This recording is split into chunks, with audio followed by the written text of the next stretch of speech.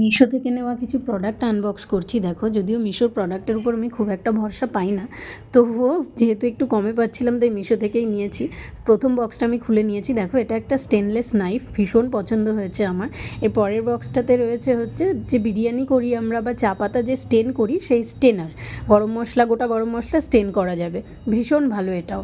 এর পরের বক্সটা খুলছি। দেখো, আমার না অত ধৈর্য নেই যে আমি ধীরে সুস্থে ছুরি দিয়ে কাঁচি দিয়ে এগুলোকে কাটবো, মানে আমি হাত দিয়ে টেনে টুনে ছিঁড়ে বের করতে পারলেই বাঁচি।